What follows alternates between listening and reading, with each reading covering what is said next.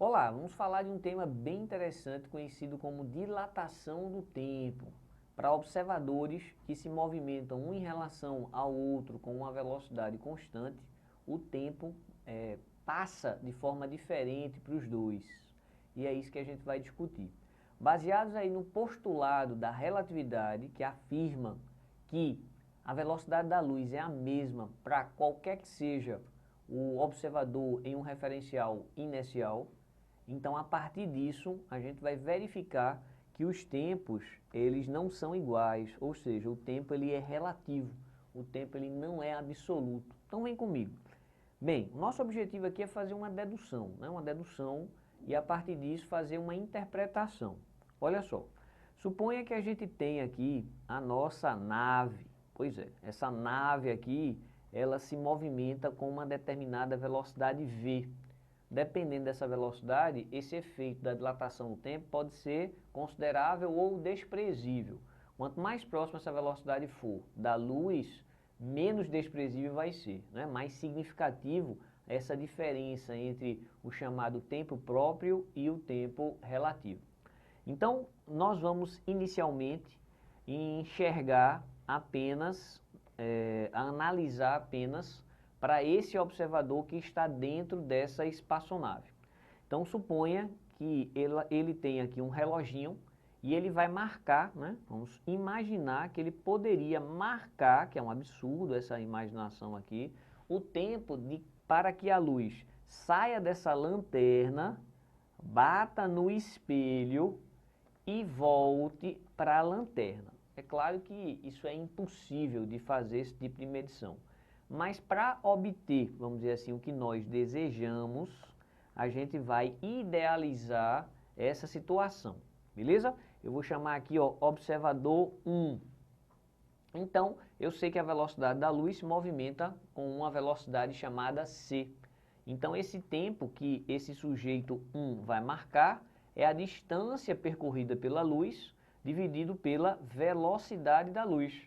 Então, nessa luz percorre L para subir, L para descer. Então, eu posso dizer que esse delta T1 ele é 2L sobre C. E a gente deixa essa expressão aqui, ó, guardadinha. Beleza.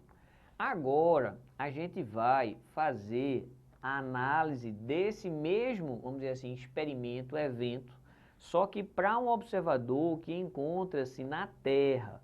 Esse observador ele está fixo e ele está observando esse cara viajar. E aí, veja o que acontece diferente.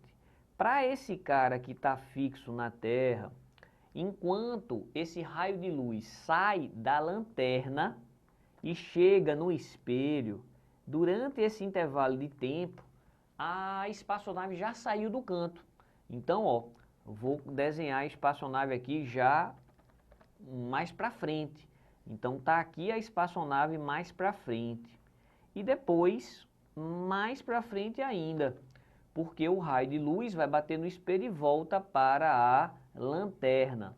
Então, sem fazer aqui as devidas proporções, lembrando que a nossa espaçonave ela está se movimentando com uma velocidade v, o que é que vai acontecer? Vamos lá? Vou colocar aqui, ó, o nosso espelhinho e vou colocar aqui a nossa lanterna. Então, ó, o nosso sujeito aqui continua, mas ele não vai ser peça-chave nessa nova análise. Porém, um raio de luz sai da lanterna e chega aonde? Chega no espelho. Então, ó, aqui está o raio de luz saindo da lanterna e chegando no espelho e depois saindo do espelho e voltando para a lanterna.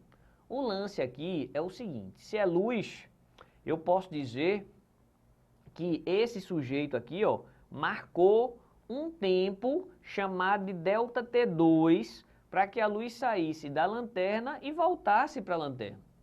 Se fosse, vamos dizer assim, a física clássica, claro que o tempo T1 e o tempo T2 eram para ser iguais, mas é isso que a gente vai verificar. Se a gente aceitar que a velocidade da luz é a mesma para ambos os observadores, então vai ter uma diferença na marcação desses tempos. Então eu posso dizer o seguinte, delta T2 é esse tempo total aqui, ó. é o tempo para que o raio de luz saia da lanterna e chegue na lanterna. Então a gente vai construir esse triângulozinho aqui, ó. Dá uma olhadinha. Esse cara é L, essa distância daqui é a distância percorrida pela espaçonave, V vezes T, durante um tempo que não é exatamente ΔT2, é ΔT2 sobre 2, porque ΔT2 todo é o tempo para sair da lanterna, o raio de luz, e chegar novamente na lanterna. Aqui é a metade do tempo então. E esse daqui, ó, essa distância percorrida pela luz, ela é a velocidade da luz vezes o tempo. Que tempo foi? De novo, ΔT2 sobre 2. Então a gente tem aqui, ó, um triângulo retângulo. E a partir dessas três, vamos dizer assim, grandezas, fazendo Pitágoras, não é? A hipotenusa, que é o C ΔT2 sobre 2 ao quadrado, tem que ser igual a cada um desses catetos elevado ao quadrado. Então, ó, deixa eu só apagar esse sinal de igual aqui. Esse sinal é mais. A gente vai ter aqui, ó, V ΔT2 sobre 2 ao quadrado. Então, vamos destrinchar isso aqui para depois relacionar com o ΔT2 e o ΔT1. Segura aí um pouquinho. Vou elevar isso aqui ao quadrado, tá? Então, vai ficar, ó, C2 ΔT2 ao quadrado sobre 4. É igual a quem? É igual a L2 mais quem mesmo? Aqui, ó, V ao quadrado ΔT2 ao quadrado sobre 4. Maravilha. Muito bem. Vamos dar sequência nisso daí. Eu quero isolar esse ΔT2. Então, ó, para isolar esse ΔT2, eu vou fazer o seguinte. ΔT2, ele é C ao quadrado vezes 4. Esse pacote vem para o lado de lá. Vou colocar esse ΔT2 em evidência. Então, é menos V ao quadrado sobre 4. Isso é igual a L2. Tá. Esse 4 daqui eu posso multiplicar. Então, esse ΔT2 ao quadrado é 4L2. E, na prática, não é, a gente vai ter aqui C2 menos V2. Tudo bem. Temos essa expressão aqui para esse nosso ΔT2. A gente vai só organizar um pouquinho melhor, tá? Então, a expressão que a gente tem aqui, ó, é 2L sobre C. Se eu tiro a raiz desse cara, quem é a raiz de delta, né? Tirando a raiz, aqui vai ficar, ó, 2L, concorda? Raiz quadrado de C2 menos V2. Muito bem, deixa isso quietinho aí. Posso dar só uma organizadinha. Eu vou dividir esse pacotinho aqui, ó, tenta entender. Eu vou colocar em evidência C2. Então, vai ficar 1 menos V2 sobre C2. Tenta entender. Quando eu faço esse, entre aspas, chuveirinho, volta a dar exatamente isso aqui, ó. Só que eu vou tirar a raiz disso. Beleza. Se eu tiro a raiz disso, quem é esse pacote aqui, ó? Isso cancela, fica C que multiplica a raiz de 1 menos V2 sobre C2. Então, a gente acabou de organizar, né? Essa parte de baixo aqui eu posso trocar por essa expressão. Beleza?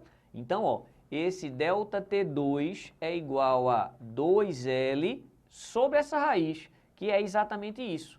C sobre a raiz de 1 menos V2 sobre C2. Maravilha. Só que esse pacotinho, 2L sobre C, quem é 2L sobre C? É ΔT1. Ótimo. Então, eu vou escrever isso aqui, ó, ΔT1. Então, a gente está descobrindo que o ΔT2 é igual ao ΔT1, que multiplica 1 sobre a raiz de 1 menos V2 sobre C2. Esse cara daqui, ó, é o chamado fator de Lorentz.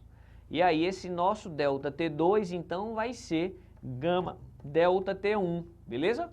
Então, ó, é comum a gente relacionar tempo relativo e tempo próprio, essa nomenclatura. Então, esse ΔT2 seria o tempo relativo e esse ΔT1 seria o chamado tempo próprio. E esse gama, como a gente escreveu, que é o fator de Lorentz, que é 1 sobre a raiz de 1 menos V2 sobre C2, ele é sempre um cara maior ou igual a 1. Se esse V ele é um cara muito menor do que C, eu vou até escrever assim, ó, não vou dizer que é tendendo a zero não. Eu vou dizer que se V ele é muito menor do que C, a consequência é que o gama vai valer 1. E se o gama vai valer 1, quer dizer que o tempo relativístico e o tempo próprio são iguais. Ou seja, para baixas velocidades, os tempos são iguais, eu posso considerar o tempo como sendo absoluto. Mas, professor, o que quer dizer isso aí? Quer dizer que o tempo passa diferente para esses observadores? Quer dizer que um vai envelhecer mais do que o outro, professor? Mas, professor, esse seu não convenceu. Nem uma criancinha de 7 anos. A gente vai resolver questões e vai ter um certo aí paradoxo para a gente analisar melhor. Beleza? Valeu!